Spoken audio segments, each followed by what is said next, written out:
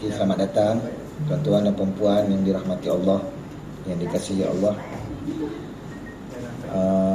Boleh duduk di mana-mana insya-Allah. Alhamdulillahirabbil alamin. Wa bihi nasta'in wa la 'udwana illa 'alal zalimin. Wassalatu wassalamu ala asyrafil anbiya'i wal mursalin wa ala alihi wa sahbihi ajma'in. Allahumma salli wa sallim ala habibina wa syafi'ina wa zukrina wa maulana Muhammad wa ala alihi wa ashabihi wa tabi'ina lahum bi ihsanin ila yaumiddin. Rabbi shrah li sadri wa yassir li amri wa hlul 'uqdatam min lisani yafqahu qawli. Amin ya rabbal alamin. Alhamdulillah, namanya syukur kepada Allah Subhanahu wa taala kerana pada pagi yang mulia ini, di hari yang penuh barakah ini, kita dipertemukan lagi oleh Allah Subhanahu wa taala di dalam program kelas pengajian Fardu Ain kita di Institut, insya-Allah. Alhamdulillah, syukur dan terima kasih kepada Allah Subhanahu wa taala kerana pada hari ini kita masih lagi diberi kesempatan dan peluang oleh Allah Subhanahu wa taala untuk meneruskan kehidupan kita, untuk dengan izinnya kita diberi kesempatan dan peluang juga untuk kita meneruskan program kita ini, kelas pengajian Fardu Ain. Mudah-mudahan ianya memberi sedikit sebanyak manfaat kepada kita dan ianya dijadikan sebagai bekalan kepada kita untuk meneruskan kehidupan di atas muka bumi Allah Subhanahu wa taala sebagai hamba Allah, mengikut syariat yang betul yang telah ditetapkan oleh Allah Subhanahu wa taala. Sekali lagi alhamdulillah, syukur dan terima kasih kepada Allah. Dengan izinnya juga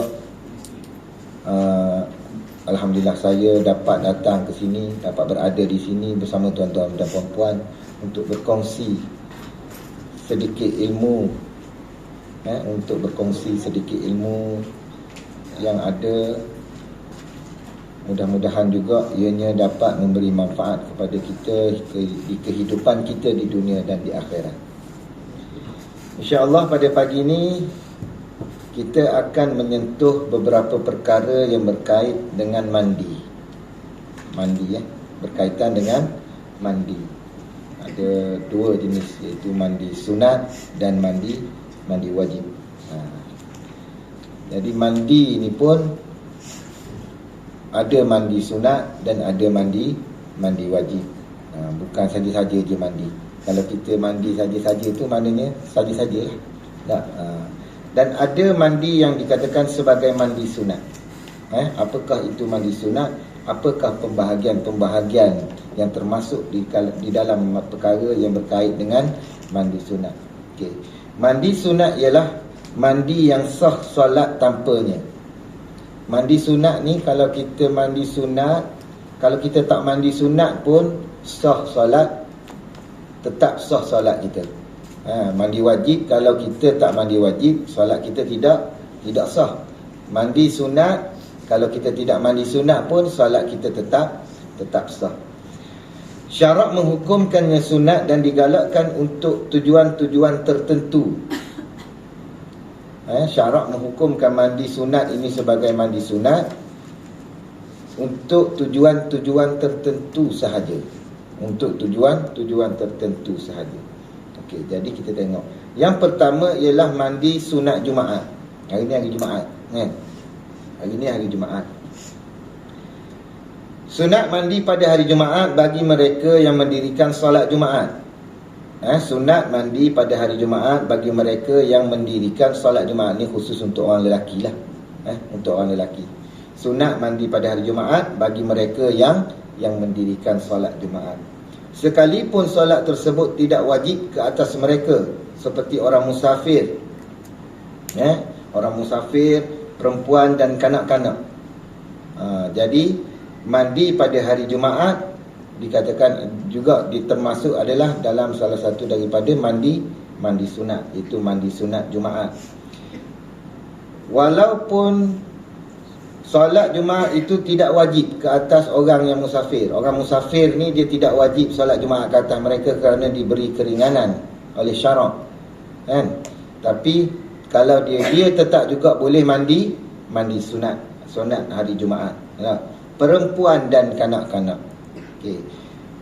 Pendapat yang lain pula mengatakan bahawa mandi pada hari Jumaat sunat bagi sesiapa sahaja, sama ada yang mendirikan solat Jumaat ataupun tidak. Ini berdasarkan hadis Rasulullah sallallahu alaihi wasallam bersabda, "Idza arada ahadukum an ya'tiyal jumu'ah falyaghtasil." Sesiapa yang hendak mendirikan solat Jumaat, dia hendaklah mandi. Suruhan mandi dalam hadis ini sebagai sunat berdasarkan hadis Rasulullah sallallahu alaihi wasallam, "Man tawadda'a yaumul jumu'ah fabiha wa ni'mat wa man igtasala fal ghuslu afdal." Sesiapa yang berwuduk pada hari Jumaat, perbuatannya adalah baik, dan sesiapa yang mandi adalah lebih baik. Jadi berdasarkan daripada hadis ini, solat mandi sunat Jumaat ini menurut pendapat yang mengatakan bahawa mandi pada hari Jumaat ini sunat bagi sesiapa sahaja, bukan hanya orang lelaki yang ingin mendirikan solat Jumaat. Mana orang perempuan ke, orang kanak-kanak ke, sesiapa sahaja dengan niat, dia niat untuk mandi sunat hari Jumaat. Macam tu. Mana kalau bangun pagi tadi kita mandi sunat, kita niat mandi sunat hari Jumaat, maka kita mendapat pahala mandi sunat pagi Jumaat, hari Jumaat. Kita mandi dapat sunat sebelum datang kerja tadi, kan? Kita mandi, ada datang kerja tak mandi, mesti mandi. Dah. Tak ada lagi lah kalau datang kerja tak mandi. Dah, bubuh perfume dalam 2 botol, okey lah. Dah. Tu pun tahan sampai tengah hari je. Dah. Kena pula duduk di mana? Anjung ke apa? Kan? Yang kawasan yang orang kata selain daripada kutub utara. Kalau sekarang ni di Wisma dah jadi kutub utara dah. Dah. Arah 4, arah 5 dah kutub utara dah, kena pakai jaket dah. Okey. Jadi kita mandi pada pagi Jumaat, kita niat untuk sunat, mandi sunat Jumaat, maka kita mendapat pahala mandi sunat. Mandi sunat. Kerana mandi sunat Jumaat ini bukan sahaja disunatkan untuk mereka yang nak mendirikan solat Jumaat, dan malah ada pendapat lain yang mengatakan bahawa mandi pada hari Jumaat sunat bagi sesiapa sahaja, sama ada yang mendirikan solat Jumaat ataupun tidak. Okey. Yang kedua, waktu mandi sunat Jumaat. Bilakah waktu mandi sunat Jumaat ni? Masuk hari Jumaat pukul berapa? Pukul 12 malam. 12 malam kalau ikut waktu kita lah, kan? Waktu GMT, kan? GMT 12 malam, 12.00. Bukan 12, kan? 000. Kalau ikut 24 jam, waktu 24 jam, 12 tu 0.00, dia masuk hari Jumaat. Semalam pukul 0.00 hari Jumaat. Okey. Bilakah waktu yang dikatakan mandi sunat Jumaat? Waktu mandi sunat Jumaat adalah masuk waktu azan solat subuh. Masuk waktu azan solat subuh, maka itulah waktu mandi sunat Jumaat. Bermulanya mandi sunat Jumaat. Kalau mandi pukul 3 pagi, tak boleh lagi. Ya, kita bangun qiyamul lail depan saya ni, alhamdulillah rasa semua bangun qiyamul lail semalam. Mana bangun semalam pukul 3 pagi, mandi dulu. Nak segarkan badan, mandi, nak solat tahajud apa semua.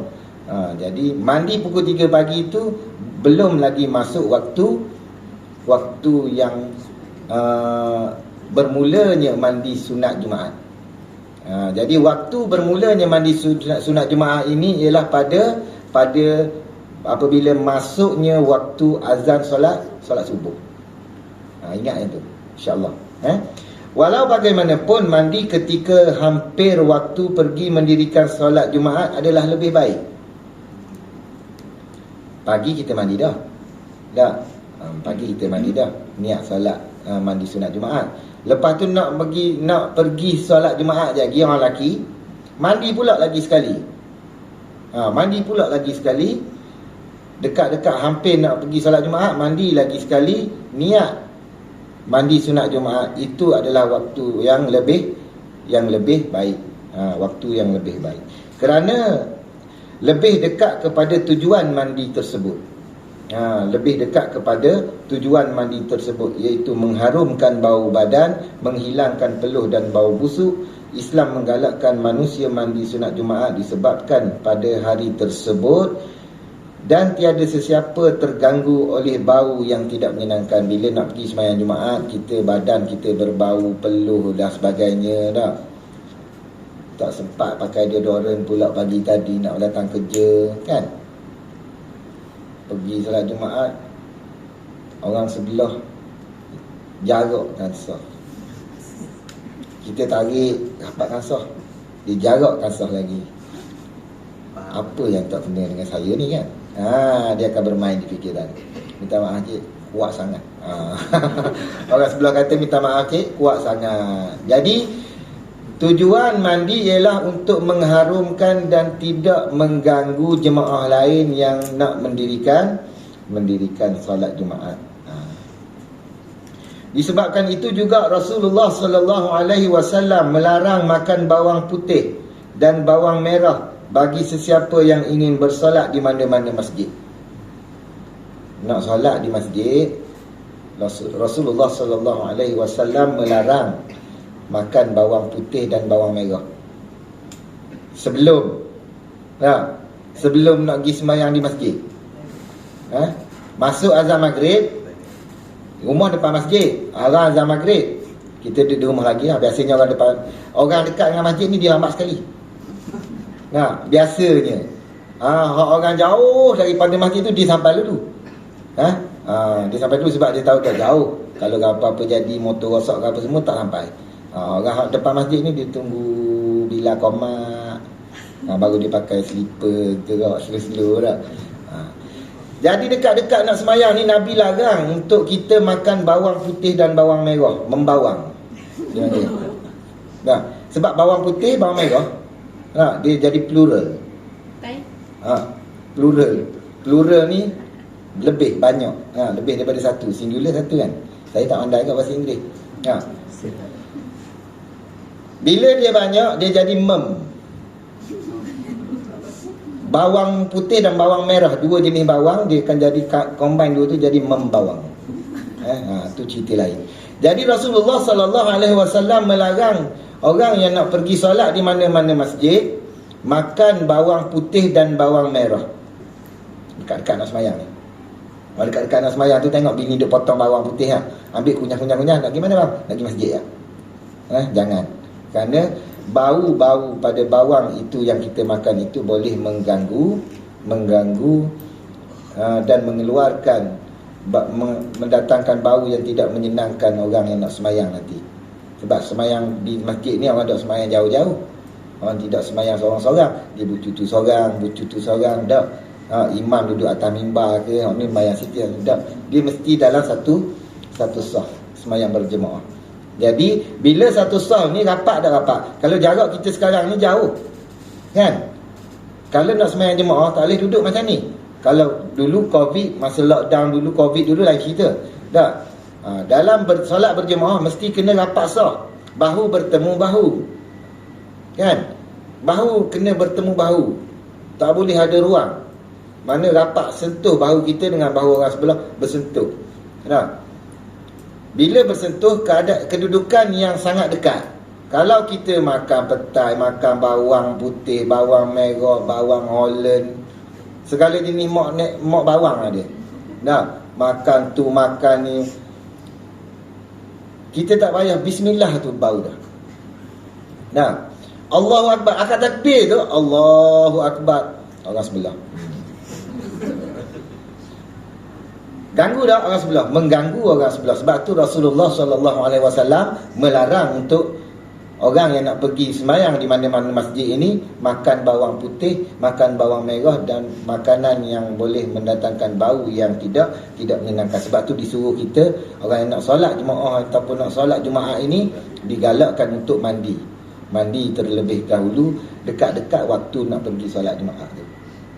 Pakai minyak atar, pakai minyak wangi yang membolehkan lah, yang dibenarkan oleh syarak. Dan minyak atar tu dibolehkan syarak. Ada perfume ni yang tidak dibenarkan oleh syarak kan. Jadi pakai wangi-wangi, baju yang bersih, baju yang cantik. Ni nak pergi semayang tak pakai baju, semayang tak pakai baju. Biasa orang lelaki lah orang lelaki, orang perempuan mana boleh. Orang lelaki semayang kain pelekat ikat tak atas ni ikat atas ni kain pelekat, dia kata lepas dah ni, dah pusat tutup lepas. Allahu Akbar. Pakai elok sikit bang nak semayang. Kita nak menghadap Allah Subhanahu Wa Taala ni, takkan nak pakai kemban macam tu kan. Pakai elok sikit, insya-Allah. Nak menghadap Allah, Allah tengok kita cantik, Allah tengok kita bersih. Tak?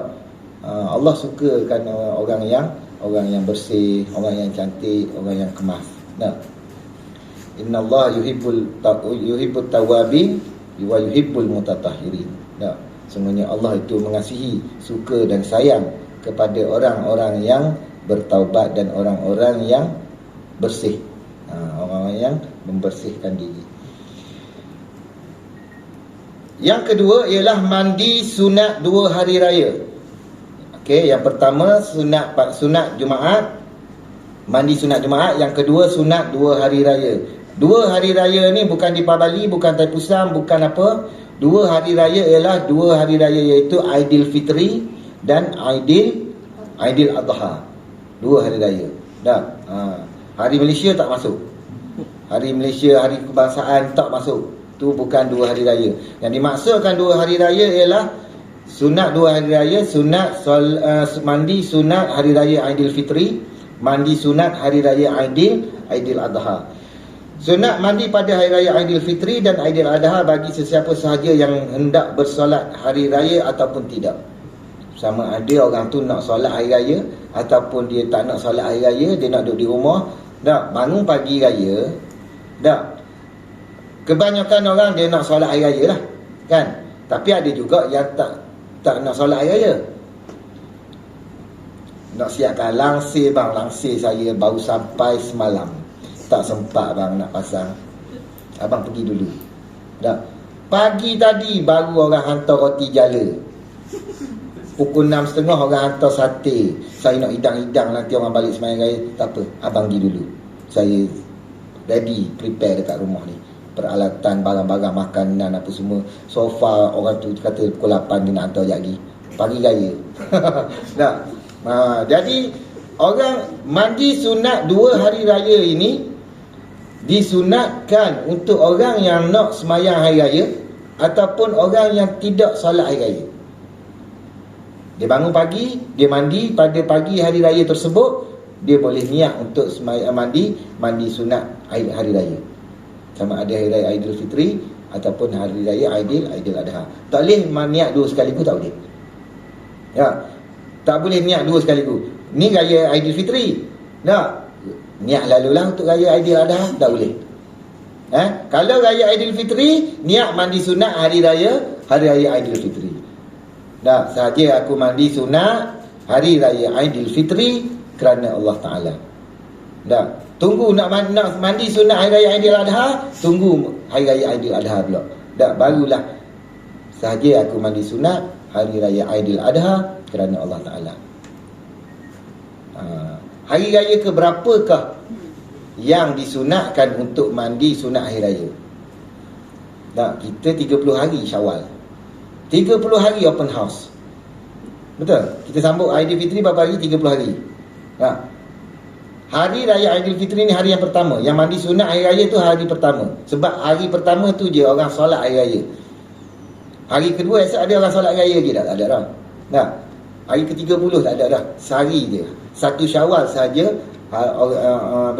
orang sembahyang sunat hari raya. Jadi mandi sunat hari raya Aidilfitri ataupun Aidil Adha pada hari raya pertama pagi tu. Dah, pagi ni raya pertama, pagi ni mandi sunat. Esok raya kedua bangun mandi sunat pula. Kata raya ketiga mandi sunat pula. Ustaz kata hari raya Syawal kan hari raya. Gitu. Dah, bukan sepanjang Syawal, tapi sunat pada hari raya sahaja. Hari pertama. Ya.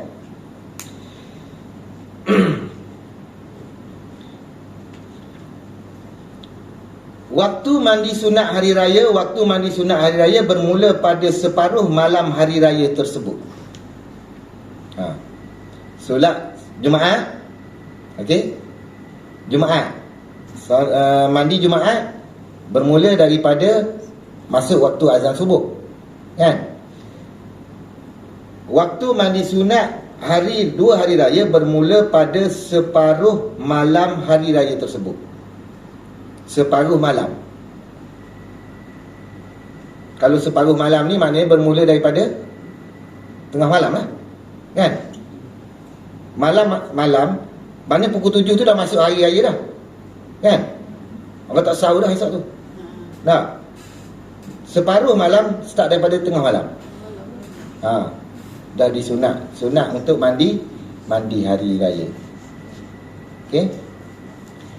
Yang ketiga ialah mandi sunat gerhana matahari dan bulan.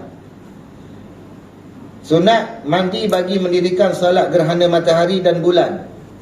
Dalilnya ialah kias kepada solat Jumaat. Ini kerana kedua-duanya disyariatkan solat berjemaah yang membawa kepada perhimpunan orang ramai. Bila berlaku gerhana matahari dan bulan, macam bawah ni kita ada berlaku gerhana bulan, kan? Bila berlaku dua gerhana, iaitu gerhana matahari ataupun gerhana bulan, maka akan diadakan solat sunat gerhana bulan atau gerhana matahari. Jadi solat mandi sunat gerhana matahari atau bulan ini sunat untuk mandi sebelum mendirikan solat sunat tersebut. Mandi, kita boleh niat mandi sunat gerhana matahari ataupun bulan sebelum kita nak mendirikan solat sunat gerhana matahari ataupun gerhana bulan. Okey. Kerana apa? Kerana ianya dikiaskan kepada solat Jumaat. Dia sama dikias dengan solat Jumaat sebab dia adalah solat yang diadakan secara berjemaah. Okey. Dan dia diadakan secara berjemaah dan dihimpunkan orang ramai. Maksudnya solat, bila kita nak buat solat gerhana, kita akan war-warkan, betul? Kita akan bagi tahu, masjid di kawasan kita akan bagi tahu, insya-Allah pada petang ni kita akan adakan solat gerhana matahari. Orang ramai dijemput hadir untuk sama-sama melaksanakan solat gerhana matahari. Okey. Lepas tu orang pun datang, ada khutbah dan sebagainya, kan? Okey, jadi itulah dikiaskan mandi sunat gerhana ini. Dalilnya ialah kias kepada solat Jumaat. Kalau solat Jumaat itu ada mandi sunat Jumaat, maka solat gerhana juga ada mandi sunat gerhana matahari dan bulan. Yang keempat, mandi sunat minta hujan. Sunat mandi sebelum pergi mendirikan solat minta hujan, istisqa, solat istisqa. Hal ini berdasarkan kias kepada mandi sunat gerhana. Tak, solat minta hujan. Ada solat minta hujan tak? Ada solat minta hujan. Bila kita dah lama tak turun hujan kawasan kita, dalam Islam ni dia ada satu solat sunat, solat minta hujan khusus. Mana solat tu khusus, solat minta hujan. Nama dia solat sunat istisqa. Istisqa. Jadi sunat juga mandi sebelum pergi mendirikan solat sunat minta hujan. Sebelum mendirikan solat istisqa, sunat juga mandi. Ianya dikiaskan kepada mandi sunat gerhana. Yang kelima ialah mandi kerana memandikan mayat. Mandi kerana memandikan jenazah. Mandi mayat, mandi jenazah senang. Sedap sikit dengar. Tak? Mandi mayat ni macam takut sangat dengar tak? Jenazah ni macam rasa tak takut sangat. Tak? Ada mayat dalam bilik. Balik rumah lagi anak kata, mak tadi ada mayat dalam bilik. Tak? Mulalah. Tak? Okey. Masa bila yang mandi sunat kerana memandikan jenazah ini ialah selepas memandikan jenazah. Orang yang memandikan jenazah, okey. Bila berlaku kematian, kalau suami meninggal, isteri mandikan jenazah suami, kan? Betul? Kalau suami-suami meninggal ni, sanggup tak mandikan jenazah suami? Orang isteri-isteri yang ada. Tak nak, saya takut bagi mayat lah apalah. Nah. Mandikan jenazah suami. Kalau isteri meninggal, suami mandi tak jenazah isteri? Tak apalah, tak bagi kita imam lah. Tak apa lah. Kalau isteri meninggal, suami mandikan jenazah. Kalau suami meninggal, isteri tolong sekali mandikan jenazah. Kalau mak ayah meninggal dunia, anak-anak yang mandikan jenazah itu lebih baik. Bukan kata anak-anak je ada. Dah anak-anak kalau tak pandai, biarlah yang menguruskan jenazah tu ada, kita membantu. Okey, katalah mak meninggal, mak meninggal, anak-anak menantu cerita lain. Kalau menantu lelaki tak payahlah. Kalau anak lelaki boleh, kalau menantu perempuan boleh, anak perempuan boleh digalakkan. Okey, dia akan ada seorang yang akan menguruskan jenazah, betul? Kalau kita 5 orang ni, adik-beradik ni tak pandai, seorang pun tak pandai, tak ada masalah, boleh buat. Jangan kata kami tak pandai, kami tak mahu, takut kan salah kan, susah jenazah mak kami, sakit lah apalah. Tak apa, boleh suruh orang yang menguruskan jenazah tadi, dia tunggu dan dia ajar.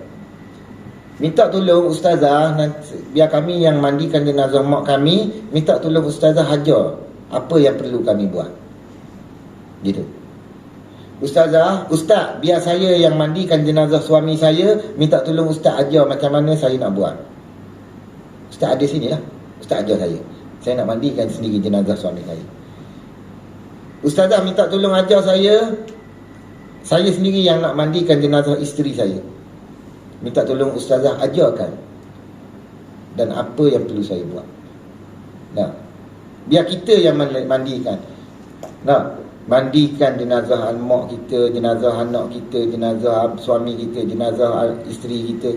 Sebab bila kita mandikan jenazah orang yang kita sayang, dalam masa kita pegang dia, kita sentuh tangan dia, kita mendoakan dia, betul? Masa kita nak ratakan air di bahagian tangan, ambil air, siram air di tangan, gosok perlahan-lahan di bahagian tangan, gosok, ya Allah, ya Tuhanku, ampunkanlah dosa suamiku ini, ya Allah. Tangan inilah yang siang malam mencari rezeki untuk kami, ya Allah. Gosok. Gosok kaki dia, ya Allah, ya Tuhanku, ampunkanlah dosa suamiku, ya Allah. Aku bersaksi bahawa kaki inilah yang melangkahkan kaki setiap hari siang dan malam untuk mencari nafkah untuk kami sekeluarga, ya Allah. Ampunkan dosa dia, ya Allah, ampunkan. Minta ampun dengan Allah. Doa kita pada masa itu, doa yang betul-betul ikhlas. Orang yang berdoa pada masa tersebut, orang yang betul-betul ikhlas doa dia. Orang yang betul-betul ikhlas. Kalau kita mandikan jenazah mak kita, ya Allah, ya Tuhanku, ampunkanlah dosa ibuku. Masa kita gosok badan dia, ya Allah, badan inilah yang mengandungkan aku, perut inilah yang mengandungkan aku selama 9 bulan, ya Allah. Ya Allah, ampunkan dosa ibu aku, ya Allah. Masa kita gosok muka dia, ya Allah, wajah inilah yang aku tatap siang hari, setiap hari, ya Allah. Wajah inilah yang berjaga siang dan malam untuk memastikan aku boleh tidur, ya Allah. Pastikan aku selamat, ya Allah. Ampunkanlah dosa dan bersihkanlah wajah ini, ya Allah. Kita minta doa dengan Allah. Jangan biarkan orang lain rugi. Kalau kita berikan orang lain yang uruskan jenazah orang yang kita sayang, biarlah kita sendiri, biarlah kita sendiri. Dan mandi sunat, apabila telah selesai orang itu memandikan jenazah, maka sunat untuk dia mandi selepas tu. Dah urus jenazah, mandi. Sunat. Sunat.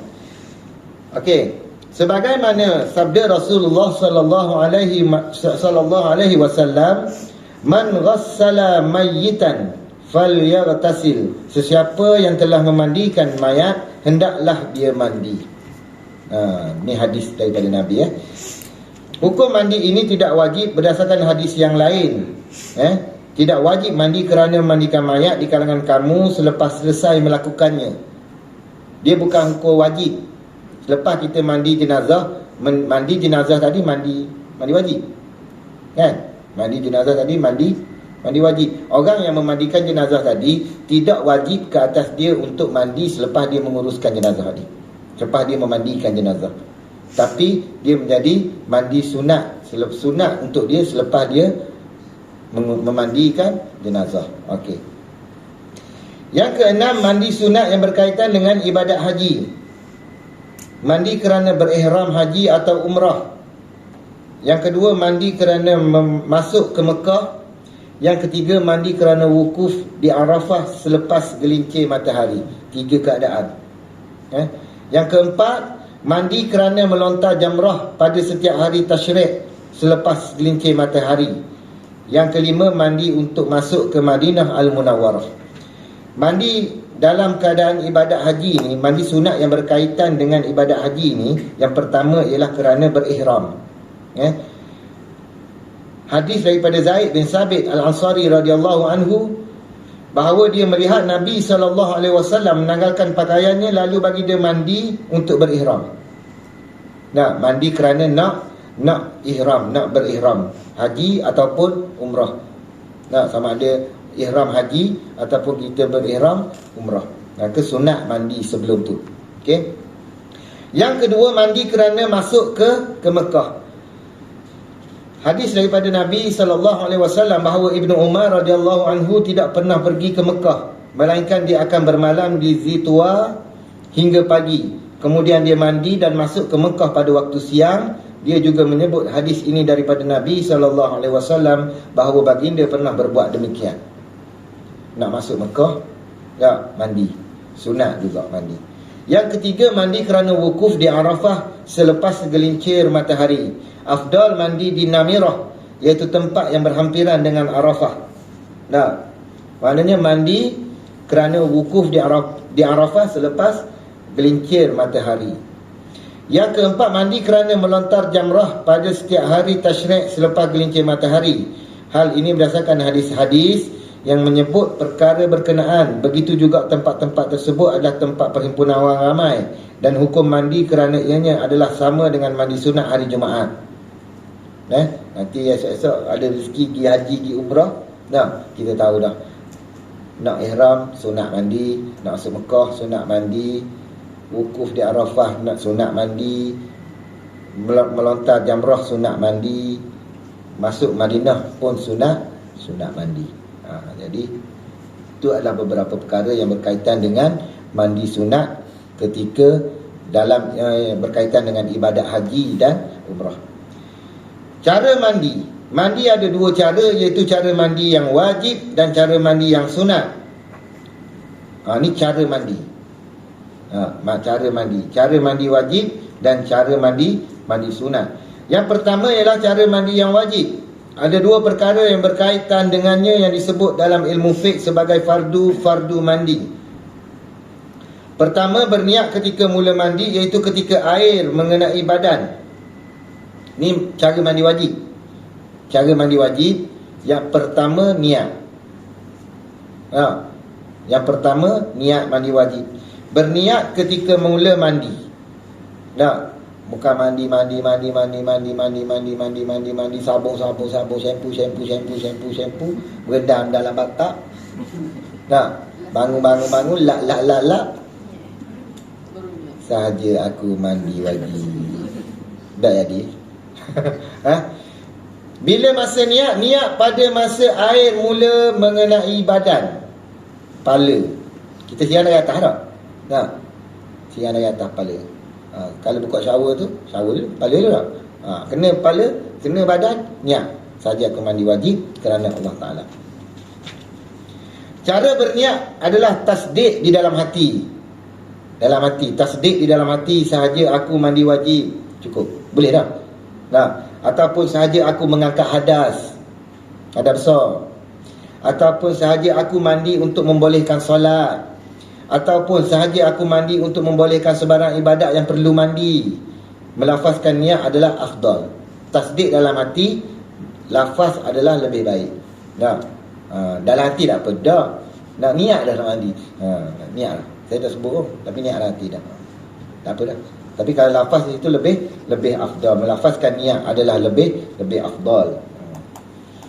Yang kedua, membasahkan semua anggota badan yang zahir. Kena tahu anggota badan yang zahir, kulit dan rambut, serta meratakan air pada rambut hingga hujungnya. Rambut ni orang lelaki rambut pendek tak ada masalah. Orang perempuan ni rambut panjang ni kena ratakan betul-betul air pada rambut. Dari hujung rambut, dari kulit kepala sampai hujung rambut. Rambut tu ke Ustaz? Rambut tu ke? Rambut tu lah. Nah, bukan di kulit kepala saja. Bukan air tu kena rata di kulit kepala, tapi seluruh rambut. Banyak rambut saya nak kira Ustaz, tak suruh kira.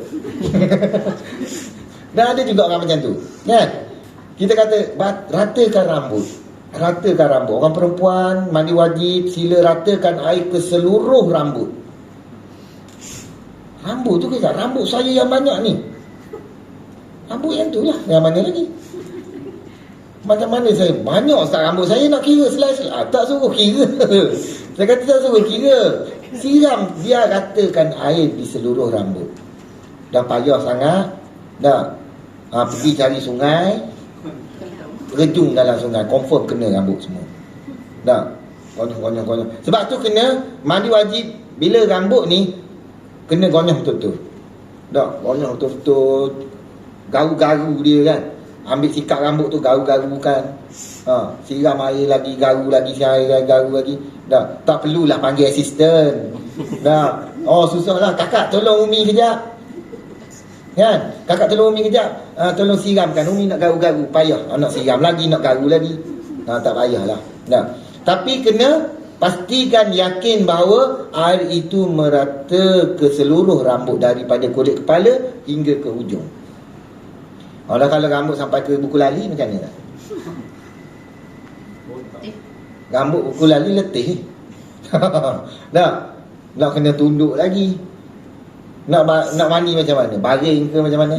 Nak ambil rambut, tangan panjang ni je. Rambut sampai hujung mana?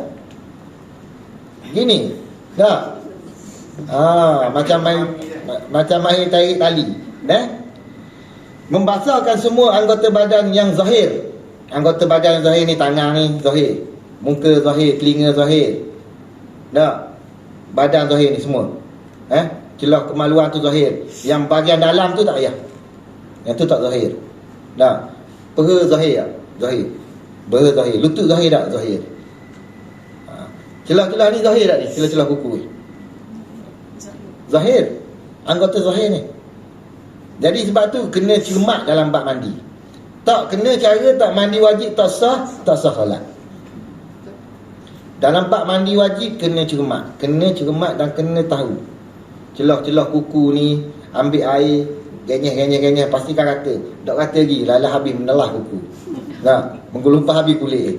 Dah tak waswas, penyakit waswas tu bahaya, penyakit waswas.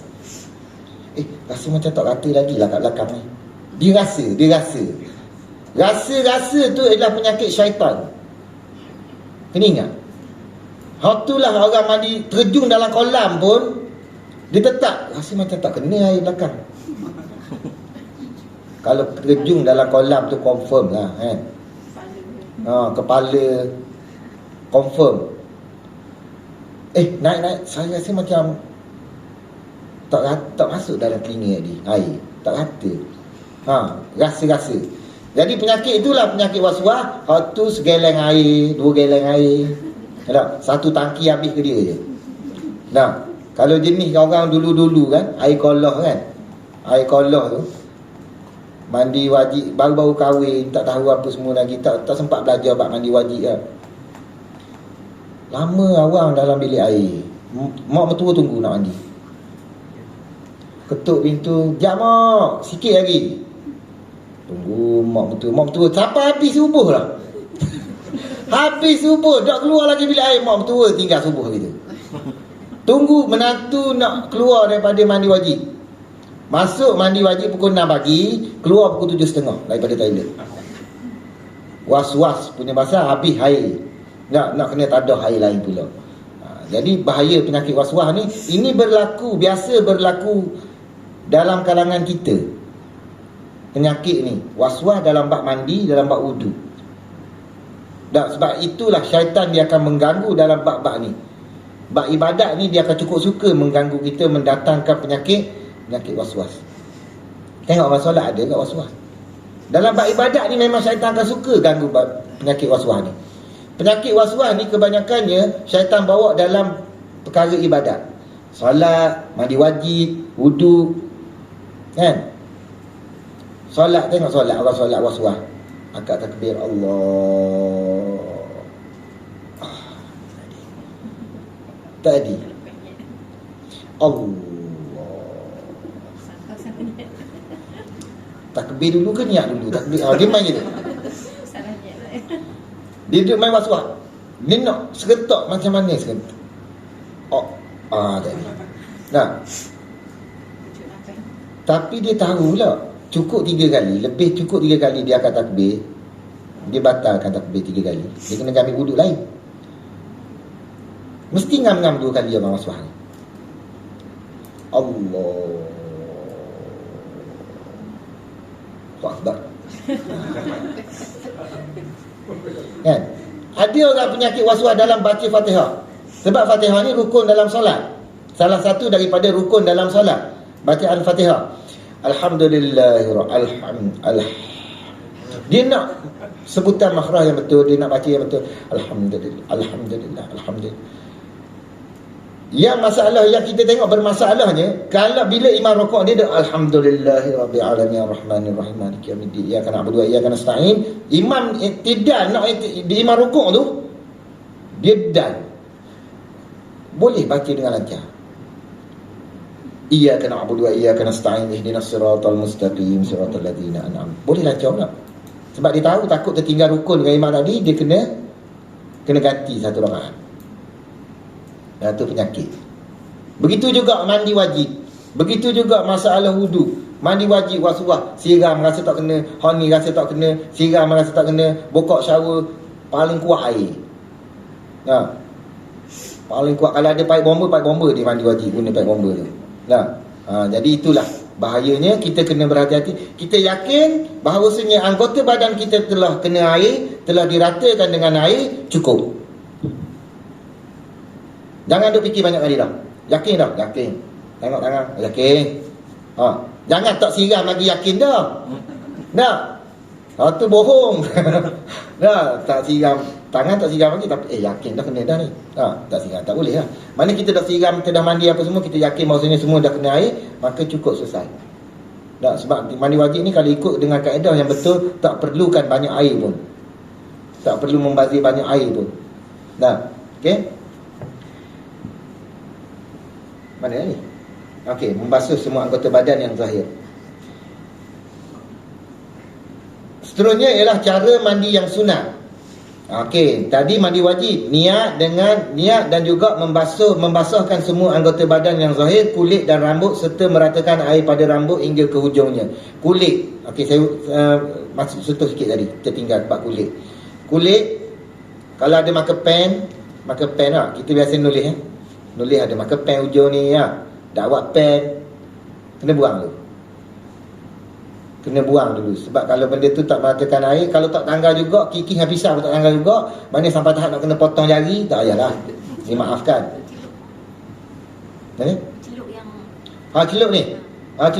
Celup ni dah disahkan bahawasanya dia sah untuk wudu, dia mesra air. Sebab dia telah disahkan oleh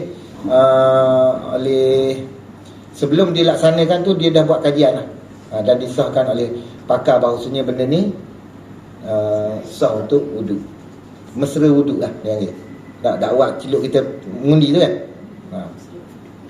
Tapi kalau sisi ikan sisi ikan jangan main-main orang perempuan, yang orang lelaki, orang perempuan yang suka siang ikan sisik tu.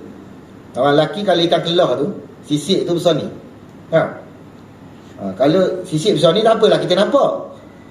Sisik ikan tamban. Tahu ikan tamban? Tamban blue. Orang sini panggil ikan apa? Ikan bilis tu ikan bertulang tu. Ikan bilis ke? Dia macam ikan bilis besar sikit. Hitam kan? Hitam silver tu kan, berkilat tu. ikan tambang tu, dia sisik dia kecil-kecil, halu-halu ke. Kalau kita pegang dia tu, sisik dia lekat dia, kita tak perasan sisik ni dia colour transparent. Kalau dia transparent, dia kalau kena dekat kulit dia nampak macam kulit. Kecuali kalau kita tengok gini, oh ada sisik, ambil pisau, kita kikis dengan pisau, kan.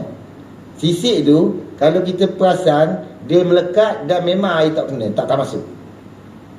Bila sisik melekat pada kulit kita, kawasan yang ada sisik tu air tak kena pada kulit. Jadi sebab tu dalam bila nak mandi wajib, kena pastikan dulu anggota-anggota zahir ini. Kalau kita siang ikan, kita tengok tangan kita ada tak lagi sisik-sisik ikan. Kalau ada, cek betul-betul celah-celah ni, celah-celah jari ni, kikirlah dulu dengan pisau. Sebab saya ada pengalaman kerja jual ikan. Saya tolong tok saya jual ikan. Jadi bila kita jual ikan, kita pegang ikan, pegang balik rumah nak sembahyang Zuhur. Kerja saya ialah kikis sisi ikan dulu sebelum sembahyang Zuhur. Pasti sisi ikan ni dia melekat sungguh. Kita ambil pisau yang seposen ni kan, bisa lipat lah. Pisau tu kikis sikit-sikit, yang tengok betul-betul dah tak ada, baru pergi mandi, ambil wuduk dah solat. Berus tu tak menjamin dia boleh bertanggal. Sebab tu kena check betul-betul, cari pisau. Ikan tamban pula ya? Ikan tamban ke, ikan siakak ke, ikan yang bersisik, sisik ikan lah. Apa-apa ikan ayam tak ada sisik. Kalau siang ayam tu tak payah risau lah, tak ada sisik. Sebab dia melekat. Bila kita Ni untuk orang perempuan lah, sebab sekarang duduk di dapur kan. Jarang nasi ikan siang kat kedai je. Aceh je siangan. Aceh tolong siangkan tu potong 10. Ikan siakak potong 10. Buang perut. Ambil pergi segi fresh, ambil timbang. Buang perut sedap. Senang sekarang. Senang. Masa mencemburui. Cepat. Dan sebenarnya niat tu bagus. Maknanya bila dah siap-siap macam tu, tak sepah dapur, suami boleh makan cepat. Kita tak sanggup tengok suami dalam keadaan lapar kan. Kami faham lah. Sama juga suami pun macam tu juga. Cuma kami kalau pergi beli lama. Sebab kami tak sanggup tengok isteri bersusah payah nak masak apa semua. Biar kami beli lama-lama sikit, biar isteri boleh rehat lama di rumah. Okey, baik. Tebak kulit. Kulit kena pastikan dalam mandi wajib. Sebelum mandi wajib, pastikan tangan yang kulit, semua kulit kita ni diratakan dengan dan dibasahkan dengan air. Yang kedua, seterusnya ialah cara mandi yang sunat. Cara ini disebut dalam ilmu fiqh sebagai sunat-sunat mandi. Pertama, membasuh kedua-dua belah tangan di luar bekas air. Kalau kita guna kolah kan. Cara mandi sunat ni, yang pertama, membasuh kedua belah tangan di luar bekas air. Kalau guna bekas air lah. Kalau tak guna bekas air, paik tu. Basuh dua tangan dulu. Okey. Kemudian membasuh kemaluan dan kotoran-kotoran di badan dengan tangan kiri. Okey, membasuh kemaluan dan kotoran-kotoran yang ada di badan dengan tangan kiri. Seterusnya mengesap tangan tersebut dengan sesuatu yang bersih. Mengesap tangan tersebut dengan sesuatu yang bersih. Dengan kain ke, dengan apa ke kan. Cara-cara tersebut berdasarkan hadis daripada Ibnu Abbas radhiyallahu anhu, katanya, Maimunah berkata, aku meletakkan air untuk Nabi SAW mandi. Baginda membasuh kedua-dua belah tangannya 2-3 kali, kemudian membasuh kemaluan dan sekitarnya dengan tangan kiri, dan selepas itu baginda mengesap kedua-dua belah tangannya ke tanah.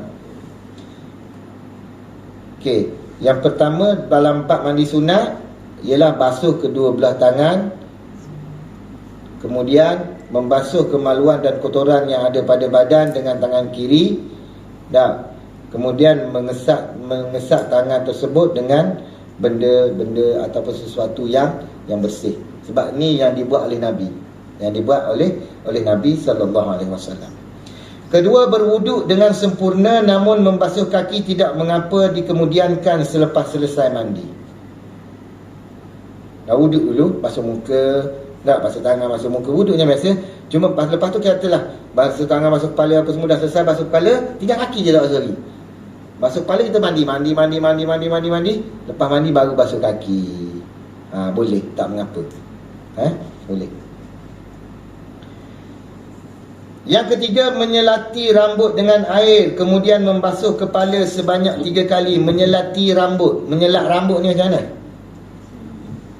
Bukan menyelok. Menyelati rambut. Macam mana cara dia? Menyelati rambut ni menyelati rambut dengan air kemudian membasuh kepala sebanyak 3 kali.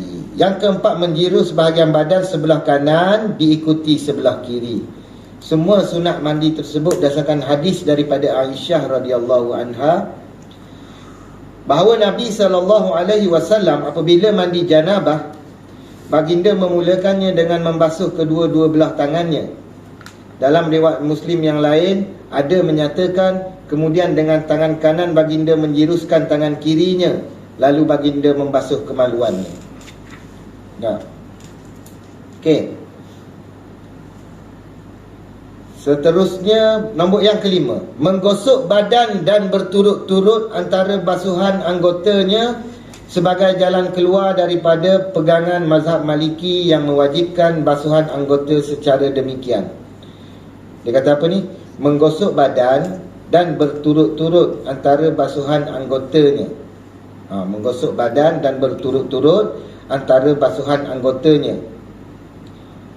Yang keenam, menyempurnakan basuhan pada lipatan anggota badan. Lipatan anggota badan ni, sendi-sendi lengan, bawah lutut, belakang lutut, bukan bawah, belakang lutut. Tak, celah peha, lipatan-lipatan perut lipat 16 ni. Tak. Tak sungguh. Ada orang lipat 16 tu melampau lah. Tak, saya nak kata banyak lipatan tu. Nak kata lipatan tu kena pastikan air rata. Six pack tu bukan six pack tu, lipatan ni. Six pack air lalu gitu je. Air lalu, rata air. Kita siram tu air lalu. Kalau hak ni dah. Lebih lemak ni, hak lipatan tu sampai 6 dah. Kalau tok saya tu kami suka lah kecil-kecil lah. Pegang duduk kat perut dia tu kira lipatan dia tu. Dah. Main kat lipatan tu. Bodoh shilling. Boleh bodoh shilling. Ya. Boleh bubur duit. Bubur beg duit. Orang kalau boleh masuk duduk dalam tu. Tapi kena ingat bahawasanya lipatan-lipatan yang ada pada anggota badan perlu diratakan dan dibasahkan dengan air. Mandi. Jangan ingat main-main. Lipatan tu bahaya. Tak. Akak lah kalau kena akak ke mana ke. Tak, selok ke, ambil paip siram. Gosok. Tak, jangan hanya sekadar lalukan air pada perut gitu. Lipatan celah-celah dia tu tak kena air, tak sah mandi. Okey? Mengulangi basuhan sebanyak 3 kali berdasarkan kias kepada basuhan ketika berwuduk. Mengulangi basuhan sebanyak 3 kali. Terlepas. Menyempurnakan basuhan pada lipatan anggota badan seperti 2 telinga. Ni lipatan ni ada ni, dia ada lipat-lipat ni, celah-celah ni. Okey. Lipatan kulit perut. Tu saya kata ni. Kulit perut. Ketiak. Ketiak berlipat 20, berlipat 5 tu kena akak kuat gitu. Ambil lah benda-benda pun. Gonyoh lah. Segonyoh-gonyohnya. Pastikan air rata. Dan lubang pusat. Lubang pusat. Ratakan air. Masukkan air dalam lubang pusat tu. Sembok dengan pahit. Okey. Perbuatan ini menjadi wajib kerana sekiranya kuat sangkaan bahawa air tidak akan sampai ke tempat-tempat tersebut melainkan dengan cara demikian. Dibimbangi kita takut air tak sampai. Kita was-was.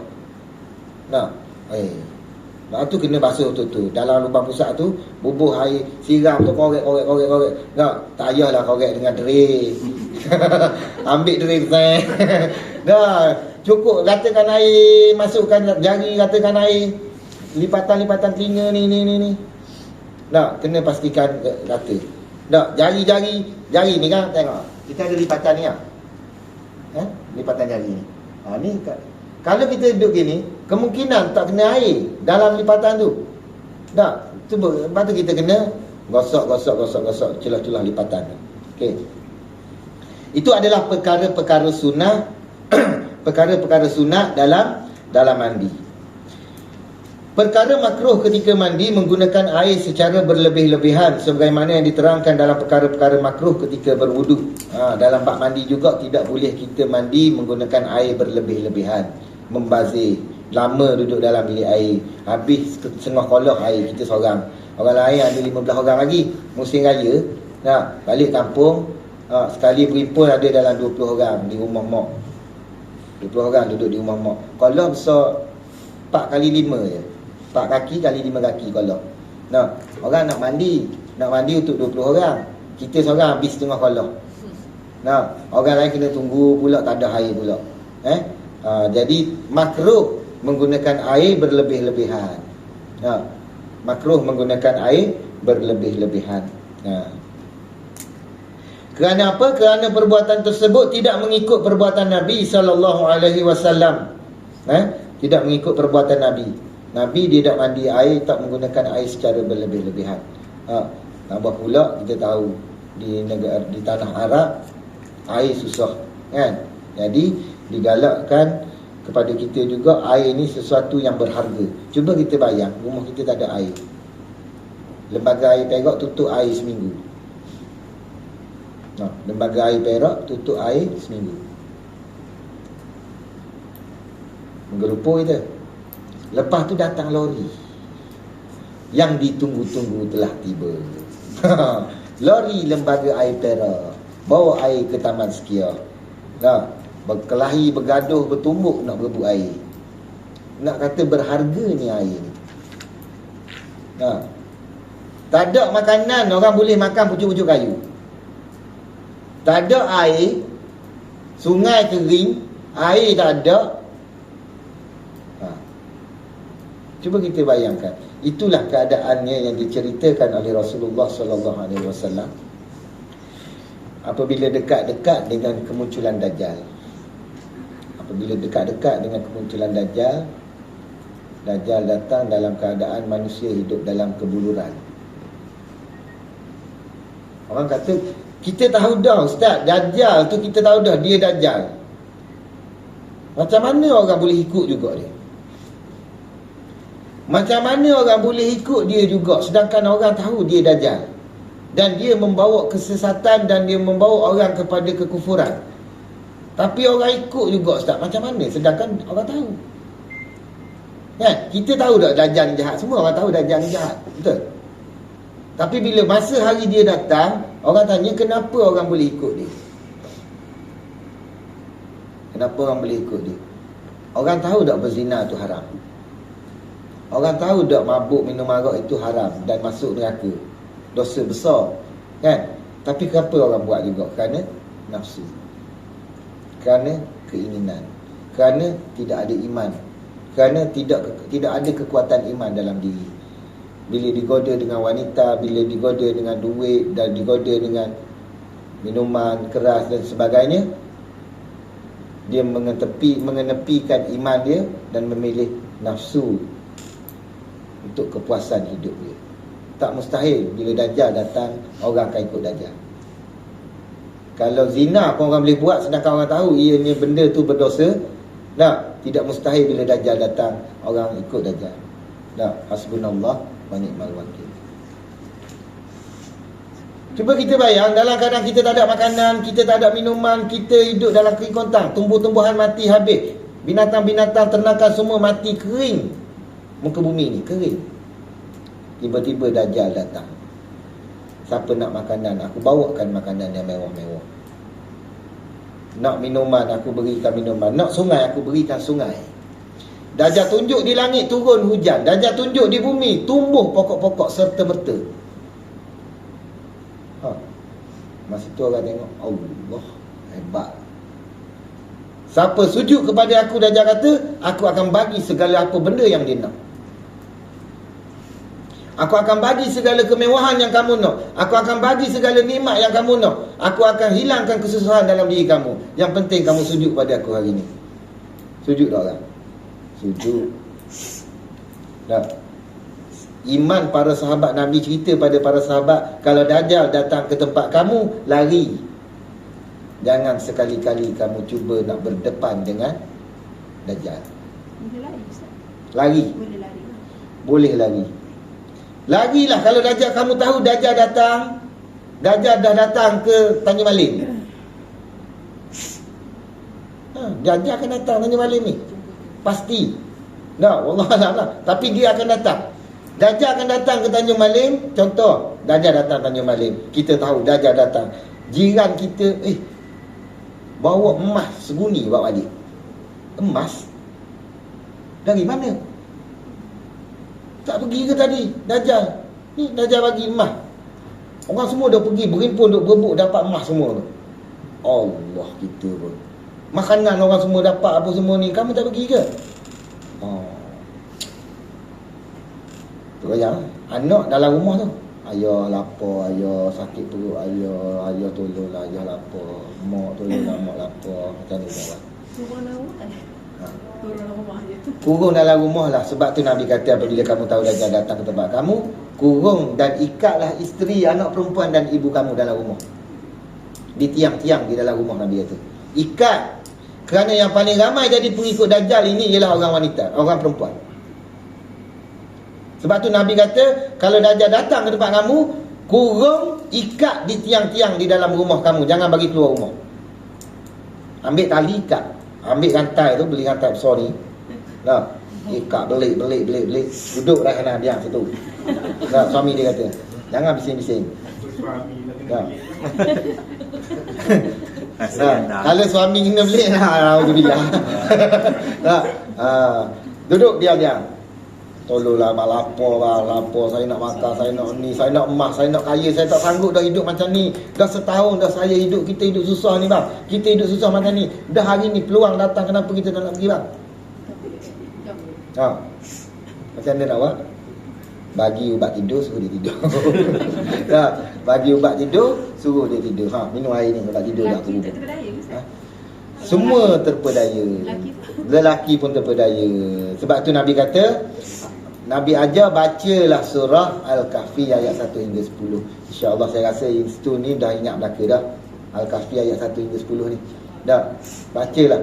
Bila Dajjal datang, kamu tahu Dajjal datang tempat kamu, kalau katalah terserempak dengan Dajjal. Diajarkan kepada kita, jika sekiranya terserempak dengan Dajjal, pejamkan mata, baca surah 10 ayat ni. Alhamdulillahillazi anzala ala abdihil kitaba wa lam yaj'al lahu iwaja ila akhiril ayat. Sampai ayat ke-10 baca, pejam mata, ulang. Buka mata, tengok Dajjal ada.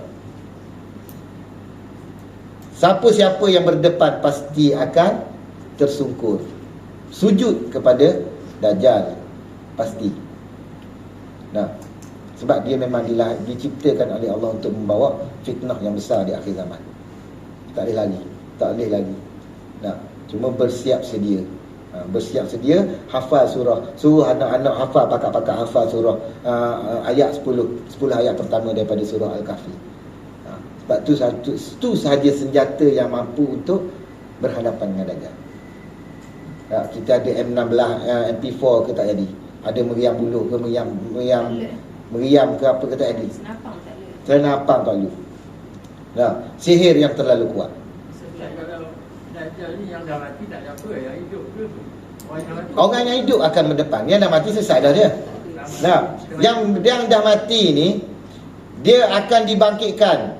Dajjal akan bangkitkan orang-orang mak ayah kita yang mati dah. Dia datang pada kita, Ustaz, nak mengaku tak saya Tuhan? Tak nak. Tak percaya? Saya bangkitkan mak ayah Ustaz yang dah meninggal dia. Saya kembalikan kepada Ustaz mak ayah Ustaz yang dah meninggal. Dia tunjuk, bangun. keluar mak ayah saya, datang dalam bentuk rupa yang betul-betul mak ayah saya, fizikal yang betul-betul mak ayah saya. Sebiji mak ayah, Sihir dia kan? ayah hidup. Tak sihir ke teknologi? Itu adalah sihir. Dan Nabi kata yang menyerupai ibu bapa orang yang telah mati itu adalah syaitan. Macam hujan semua tu hujan. Hujan tu pun sihir. Sihir. Tapi hujan itu hujan yang real, Bukan teknologi lah. bukan teknologi ke wallahualam lah. Tapi Dajjal ni diberi kelebihan, dia memiliki sihir yang sangat hebat. Dan kelebihan yang diberikan oleh Allah Subhanahu Wa Taala kepada Dajjal ni, Ustaz, Ha. Dajjal tu datang dalam bentuk dia Dajjal ke ataupun kita tak tahu pun dia sebenarnya Dajjal manusia. dia dalam bab tu dia dah diceritakan dalam hadis-hadis yang berkait dengan Dajjal ni. Antaranya hadis yang berkait dengan Dajjal ni yang diceritakan tentang fizikal Dajjal. Antara hadis yang berkait dengan fizik, cerita tentang apa itu Dajjal, adakah dia sebenarnya sistem ataupun dia adalah program ataupun dia adalah, kan? Sebenarnya Dajjal adalah manusia. Manusia yang pernah diceritakan oleh Tamim Ad-Dari kepada Rasulullah sallallahu alaihi wasallam. Tamim Ad-Dari adalah dia seorang nahoda kapal. Satu hari Tamim Ad-Dari dengan anak kapal dia berlayar dan dilanda ribut. Bila dilanda ribut, kapal dia terdampar di satu pulau yang dia tidak tahu di mana pulau tersebut. Ni saya ambil ringkasan daripada kisah Tamim Ad-Dari. Apabila sampai di pulau tersebut, Tamim Ad-Dari dengan anak-anak buah dia ni turun daripada kapal untuk melihat di manakah tempat ini dan apa yang ada di pulau yang kapal kita sedang terdampar sekarang. Tamim Ad-Dari masuk ke dalam pulau tersebut, kemudian terserempak dengan satu binatang. Binatang yang namanya Al-Jassasah. Nah, binatang yang berbulu, hitam, besar dan boleh bercakap. Tamim Ad-Dari terserempak dengan binatang ni, dia lari. Takutlah kita kalau jumpa dengan binatang. Cuba bayang, masuk dalam campsite. Tak, campsite itu jumpa binatang besar, panjang, berbulu, hitam, boleh bercakap. Tombang terus. Awak nak pergi mana tu? Awak down ke? Awak down lah seorang-seorang. Kau tak down. Dia kata, tak, lari tak kita? Terserempak dengan Al-Jassasah, nama binatang tu. Nak lari, binatang tu kata, nanti jangan takut, aku tak kacau. Dia kata, aku nak tanya kamu dari mana dan kamu datang sini buat apa? Lalu Tamim Ad-Dari kata, kami datang daripada tanah Arab. Binatang tu kata, kalau kamu datang daripada tanah Arab, eloklah kamu naiklah di puncak bukit ini. Ada seorang lelaki yang sedang menunggu-nunggu kedatangan orang daripada tanah Arab. Lalu Tamim Ad-Dari ni pergilah cari lelaki tersebut dengan anak buah dia lah. Pergi cari lelaki tu. Sampai di satu tempat, lelaki itu dia terjumpa dengan lelaki itu yang dalam keadaan dirantai lehernya. Kemudian rantai yang mengikat leher tadi dibelit mengikat tangannya dan diikat kakinya. Leher, tangan dan kaki badan lelaki tersebut dalam keadaan dirantai. Dan wajah yang agak menakutkan. Nah, hodoh. Bukan horror, hodoh. Lalu lelaki tadi tanya Tamim Ad-Dari, kamu daripada mana? Siapa kamu? Aku daripada tanah Arab. Oh, dia kata, baguslah. Aku dah lama tunggu lelaki ataupun siapa-siapa yang datang daripada tanah Arab, yang aku nak tanya 3 soalan. Telah lahirkah? Soalan yang pertama, wahai lelaki daripada tanah Arab, telah lahirkah di tempat kamu seorang lelaki yang dia mengaku dia adalah Nabi akhir zaman, namanya Ahmad? Tamim Ad-Dari kata, ada dah lahir. tunggulah, sikit masa lagi aku akan, rantai-rantai yang mengikat aku ini akan dilepaskan. Soalan yang kedua, dia tanya Tamim Ad-Dari, wahai lelaki daripada tanah Arab, aku nak tanya, apakah ladang kurma di Baisan ini sudah masih berbuah? Ladang kurma di Baisan masih berbuah? Tamim Ad-Dari kata, ya, ladang kurma di Baisan masih lagi menghasilkan buah yang lebat, pokok yang banyak. Tunggu satu hari nanti, ladang kurma di Baisan tidak akan mengeluarkan sebiji buah pun. Pada masa itu aku sudah lepas daripada ikatan. Lalu lelaki ini tanya lagi satu soalan yang ketiga, wahai lelaki daripada tanah Arab, apakah sungai ataupun tasik Tiberias sudah surut airnya? Tak lagi, banyak lagi tasik itu, air itu pasti penuh. Tunggu satu hari nanti, tasik itu akan kekeringan, hampir kekeringan, dan airnya semakin surut. Pada masa itu aku sudah mula berjalan-jalan di atas muka bumi. Tamim Ad-Dari balik cerita benda ni kepada Rasulullah. Lalu Rasulullah kata, lelaki itu adalah Dajjal. Tasik tak sebut tadi di Mesir. Tasik Tiberias di Israel. Yang Sungai Furat ni. Sungai Furat tu dalam hadis lain. Maksudnya Dajjal tu di Israel lah. Wallahu a'lam. Wallahu a'lam. Macam sekarang ni kan macam dah ada sikit-sikit tanda-tanda. Dia nak tanda-tanda akhir zaman kan. Jadi macam apa? Kita tak tahu yang keluar tu Dajjal atau apa kan. Tapi dari segi orang nak ikut tu macam ada potensi untuk mengikut tu Ustaz. Jadi macam apa? Yelah, bila sampai masanya tu nanti, kita ni macam mana kan? Macam contoh mungkin yang beriman dalam golongan yang minoriti kan. Tapi situasi tu kita tak dapat nak bayangkan, sebab dalam situasi sekarang ni macam kalau ada katalah apa program-program yang melampau dia punya ni kan, lampau tu manusia cenderung untuk ke arah benda tu kan. Dia akan datang dalam bentuk seorang manusia lah, Dajjal ni. Dia akan datang dalam bentuk seorang manusia. Fizikal dia seorang yang berbadan gempal, dada bidang, badan dia tegap, kulit putih kemerah-merahan, berambut kerinting, dan mata hitam ni kehijau-hijauan, berwarna hijau. Dan sebelah matanya, dalam sebuah hadis diriwayatkan, sebelah matanya belah kiri, mata belah kiri, belah kanan. Dia bukan buta, dia hengot macam ni. Dia, sebab dalam hadis tu kata seolah-olah macam lilin yang cair, macam pipi ni cair sebelah gini. Mata dia jadi hengot gini sebelah. Berbulu roma perang.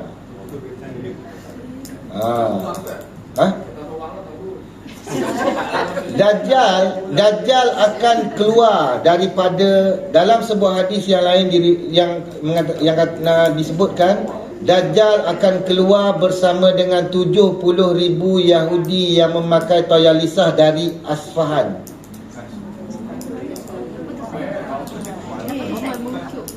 Asfahan ialah satu tempat di Iran. Kenapa di Iran? Wallahu alam, sebab Iran adalah negara yang mempunyai penduduk Yahudi paling ramai di dunia. Bukan Israel. Israel itu negara dia lah, kan?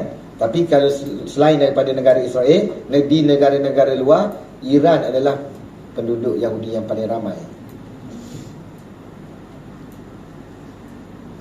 Dajjal akan munculnya Dajjal bersama dengan 70,000 Yahudi yang memakai toyalisah, yang memakai serban dia tu, kain putih tu toyalisah dia panggil.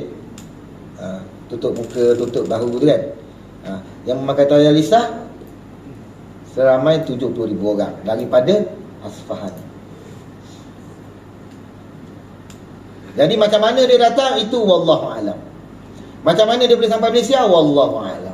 Macam mana dia boleh sampai seluruh dunia dalam masa sekejap ke, lama ke? Wallahu a'lam. 40 hari. Itu wallahu a'lam. Ada hadis yang kata setahun lebih, setahun, sebab setahun kamu seperti hari-hari sebulan. Sebulan seperti setahun. Seminggu seperti sebulan. Dan hari-hari yang selainnya ialah seperti hari-hari kamu yang biasa. Jadi ada banyak orang kata apa ni, pendapat di kalangan ulama berkenaan dengan jumlah hari itu.